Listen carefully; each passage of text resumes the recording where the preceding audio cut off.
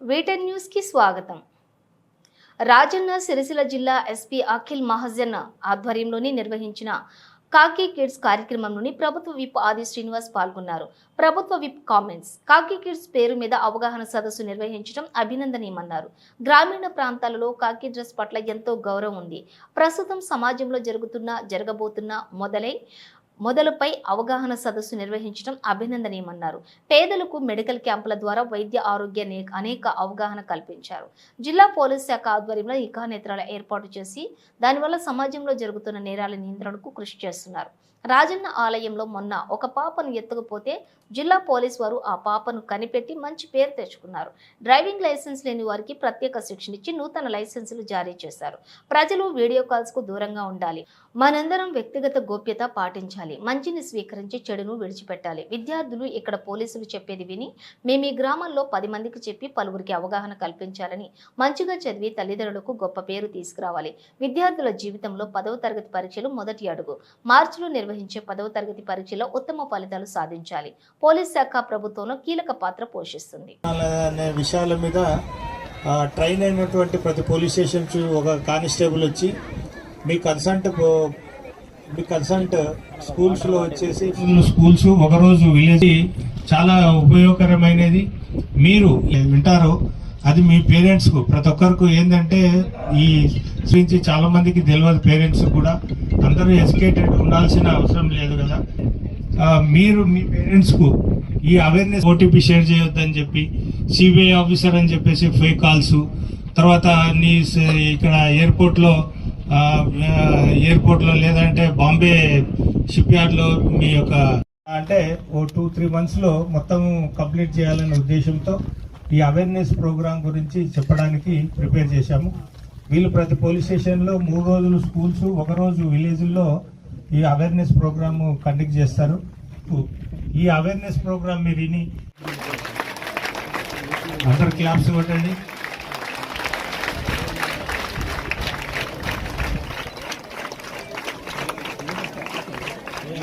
పిల్లలు ఓకే, ఇద్దరు రండి అమ్మా. అమ్మాయిలు ఎవరు? ఇద్దరు రండి.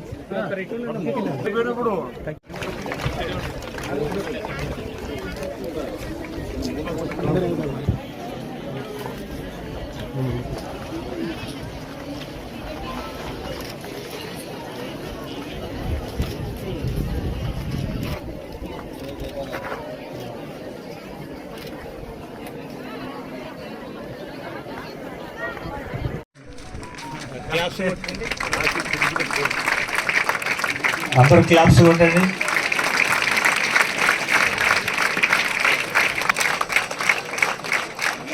పిల్లలు ఓకే, ఇద్దరు రండి అమ్మా.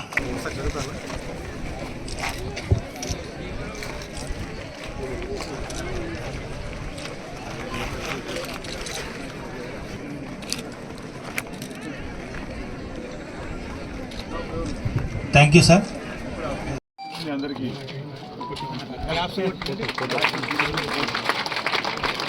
అందరు క్లాప్స్ కొట్టండి.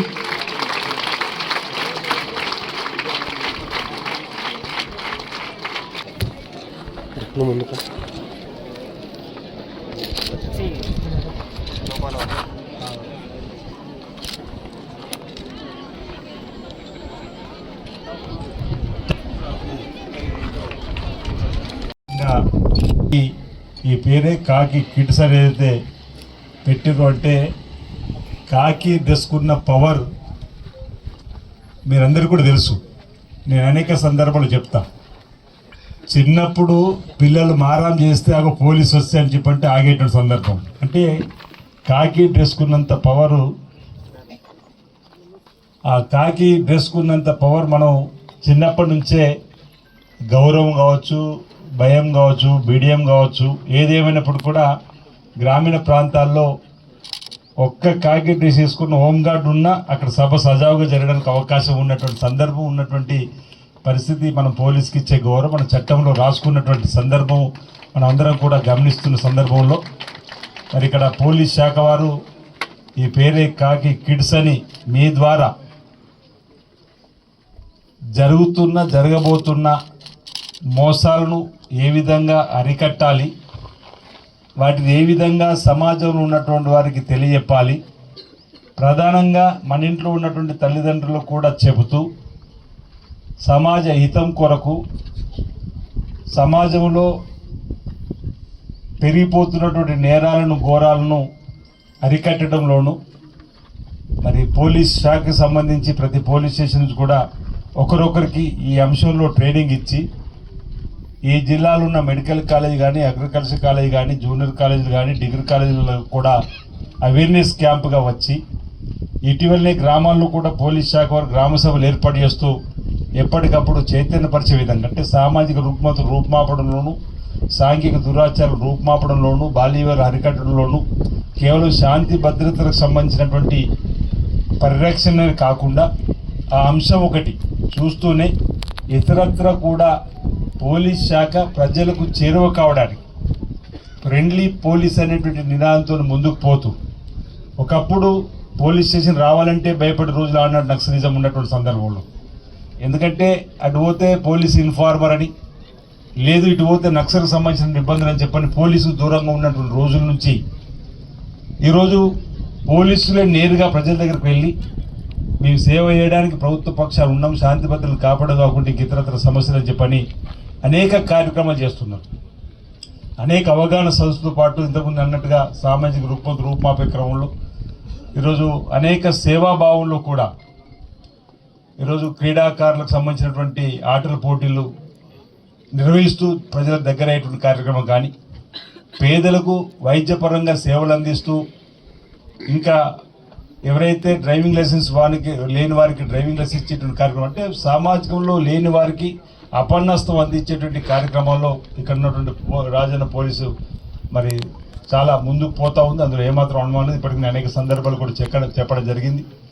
నిఘా నేత్రాలు కూడా ఉండాలని చెప్పని అనేక ప్రాంతాల్లో అనేక మంది అంటే దేవస్థానం రాజన్న ఆలయానికి సంబంధించినటువంటి వారి సహకారం కానీ ఇతర గ్రామాల్లో ఉన్న ప్రజల సహకారం తీసుకుని కూడా అనేక నిఘా కేంద్రాలు కూడా ఏర్పాటు చేస్తూ ఒక కెమెరా ఉంటే 1000 మందితో సమానంగా మొన్న రాజన్న ఆలయంలో ఒక పాప పాపను పట్టుకొని తప్పిపోతే అనేదానికంటే ఆ పాపను తీసుకొని వెళ్తే చేస్తే మహబూబాబాద్లో దొరికి మంచి పేరు వచ్చింది రాజన్న పోలీసుకు, సిరిసిల్ల పోలీసుకు. అందులో అంటే ఆ విధంగా ఈరోజు పోలీస్ పరంగా చేసేటువంటి కార్యక్రమాలు ఎప్పటికప్పుడు మారుతున్నట్టు అంటే నేరాలు ఘోరాలకు సంబంధించిన అంశాలు మనం ప్రతిరోజు పత్రికలలో కూడా చూస్తున్నాం. అక్కడక్కడ అంటే సినిమాలు చూసి చెడిపోతున్నారా, లేకపోతే నూతన టెక్నాలజీని ఏ విధంగా దొంగతనాలు కానీ ఇంక ఇతరత్ర ఏ విధంగా ఉన్నప్పటికీ కూడా కొత్త పద్ధతుల్లో సైబర్ నేరాలు, ఇప్పుడు సైబర్ క్రైమ్కు సంబంధించి కూడా ప్రత్యేకంగా ఈరోజు మనం ఒక ఐపీఎస్ స్థాయి లాంటి వారిని కూడా ఏర్పాటు చేసుకోగలిగినాం పోతున్నామంటే ప్రభుత్వాలు చేస్తున్నాయంటే ఆ స్థాయిలో కూడా మోసాలు జరుగుతాయి. బాగా చదువుకున్న వాళ్ళు కూడా మోసపోతున్నారు, బాగా చదువుకున్నవాడు కూడా మోసం చేయాలని చెప్పని ఆలోచన చేస్తున్నటువంటి దాన్ని కూడా గమనించే విధంగా మనం ఏ విధంగా మోసపోకుండా ఉండాలని చెప్పని ఈనాడు ఈ కార్యక్రమం ఏర్పాటు చేయడం అభినందనీయం. ఈ మధ్యలో బహుశా నెల నుంచి చూస్తున్నాం, మన ఎవరికైనా ఫోన్ చేస్తే ఇదే వస్తుంది. ఎవరికైనా మీకు ఫోన్ చేసినప్పుడు వివరాలు అడిగితే చెప్పకండి చెప్పని కాలర్ టోన్ అనుకుంటా, ముందుగా రింగ్ రాకుండా కాలర్ టోన్లో కూడా ఇదే వస్తుంది. మీరు జాగ్రత్తగా ఉండాలి, ఎవరైనా ఈ విధంగా ఫోన్ చేయొచ్చు అని చెప్పని.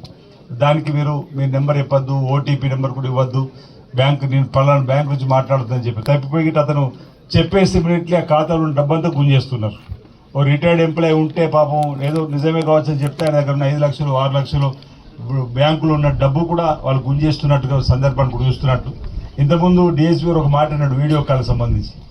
నేనైతే వీడియో కాల్ ఎట్టి పరిస్థితుల్లో మాట్లాడా. నేను నా ఊహ తెలిసినప్పటి వీడియో కాల్ అంటే ఎట్టి పరిస్థితుల్లో ఎవరైనా వీడియో కాల్ రమ్మంటే రాను. నాకు అన్నా ఈరోజు పుట్టినరోజు ఉందన్న వీడియో కాల్ వచ్చి శుభాకాంక్షలు చెప్పండి అన్న, మీ వీడియోని తీసుకుని పెట్టుకుంటే అంటే నేరుగా వస్తే తప్ప వీడియో కాల్ మాట్లాడని చెప్పి అంటే దానివల్ల మనం ఇతరులకు మార్గదర్శకంగా ఉండాలని చెప్పినటువంటి కార్యక్రమంలో భాగంగా వీడియో కాల్ వీలైనంత దూరంగా మీరు కూడా ఉండాలి, మీ ఇంటి పాది ఉండాలి, బయట కూడా చెప్పాల్సినటువంటి సందర్భం ఉంది.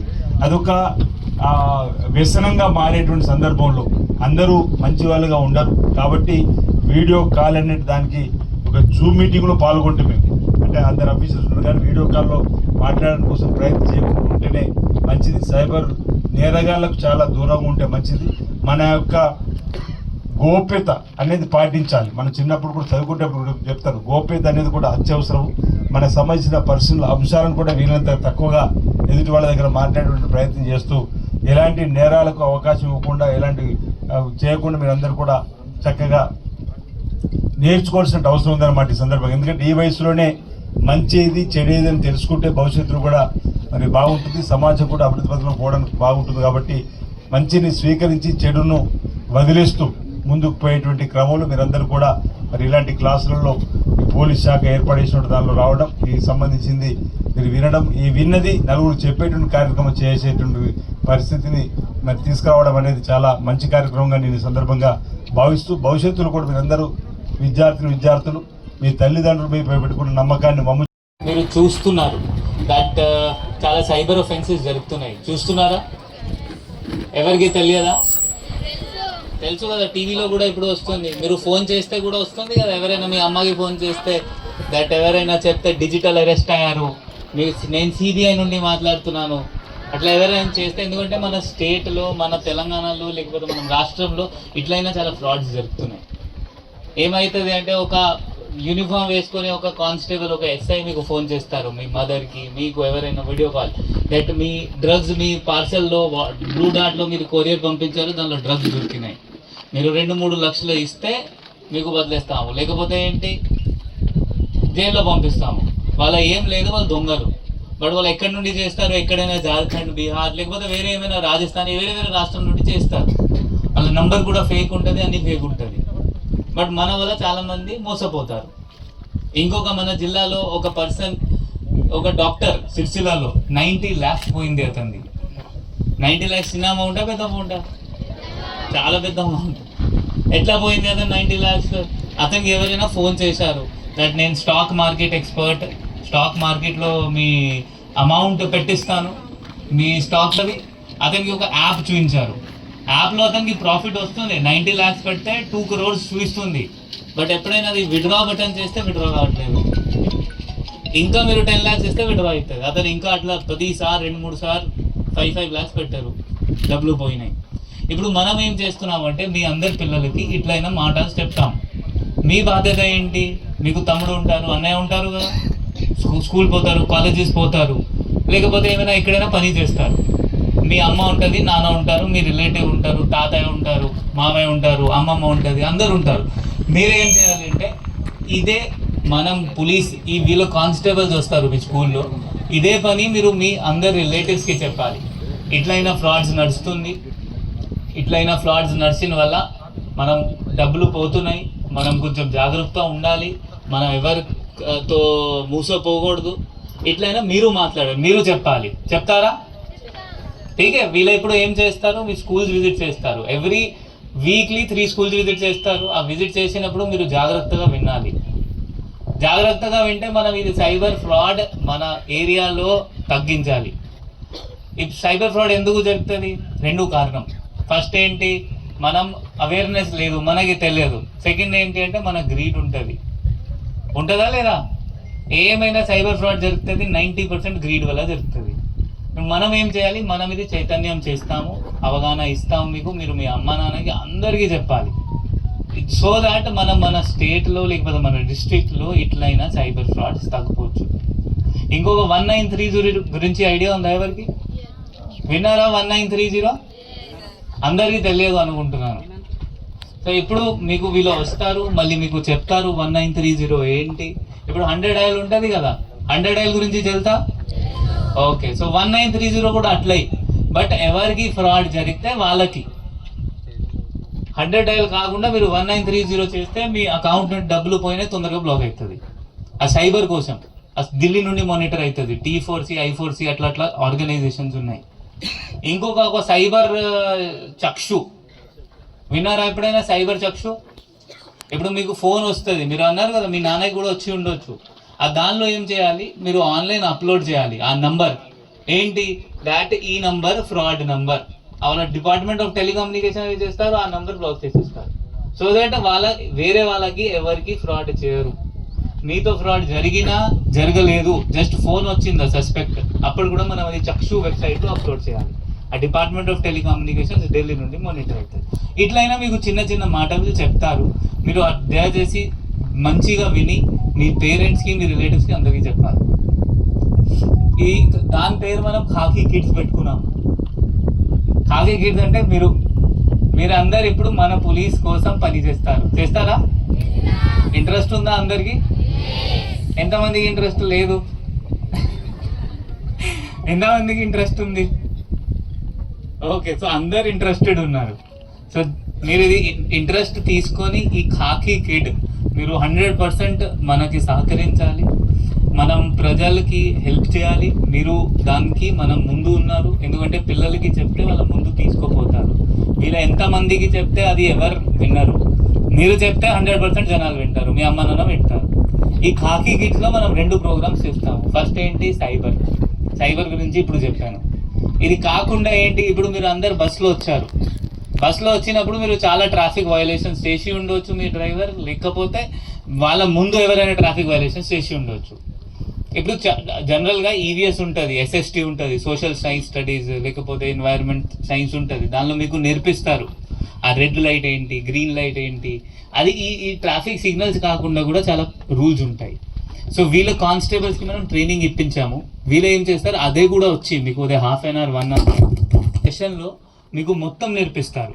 దట్ ట్రాఫిక్ ఎట్లా మనం ఫాలో చేయాలి, ఆ జెబ్రా క్రాసింగ్ లైన్ అర్థం ఏంటి, ఆ మధ్యలో డివైడర్ ఉంటుంది, ఆ సింగిల్ లైన్ డివైడర్ అర్థం ఏంటి, బ్రేకేజ్ అర్థం ఏంటి, డబల్ లైన్ డివైడర్ ఏంటి, మొత్తం మీకు నేర్పిస్తారు. సో దట్ మళ్ళీ మీరేం చేయాలి, మీ నాన్న బండి నడిపినప్పుడు మీరు చూస్తారు ఇది డబల్ డివైడర్ లైన్ ఉంది రోడ్లో, ఏం చేయాలి, దానికి ఓవర్టేక్ చేయకూడదు. మీరు మీ నాన్నకి చెప్పాలి, ఎందుకంటే మేబీ మీ నాన్నకి తెలియదు. మీ రోల్ ఎక్కడ వస్తుంది వాళ్ళకి చెప్పాలి. నెక్స్ట్ హెల్మెట్ వేసుకోవాలి. ఇప్పుడు నేను ఊరులో పంపిస్తే వీళ్ళకి ఊరు వాళ్ళు ఏమంటారు, సార్ లోకల్లో హెల్మెట్ ఎందుకు? మీరు ఇప్పుడు మనం మీకు ఒక రూల్ చెప్తాము, మనం హెల్మెట్ వేసుకోవాలి, దానికి ఏం అది లేదు. ఎందుకంటే హెల్మెట్ లేకుండా కింద పడితే ఎవరైనా దెబ్బ తగ్గితే మళ్ళీ అవకాశం ఉంటుంది చనిపోవడం. మీకు చెప్తే మీరు మీ నాన్నకి 100% హెల్మెట్ లేకుండా బయట పోకూడదు మీరు చెప్పాలి. చెప్తారా? అంతే, కొంతమంది చెప్తారు, వెనక వాళ్ళు చెప్తారా? పక్కా. సో అదే కూడా మీకు ట్రాఫిక్ రూల్స్ గురించి కూడా మళ్ళీ అవగాహన ఇస్తారు వీళ్ళు.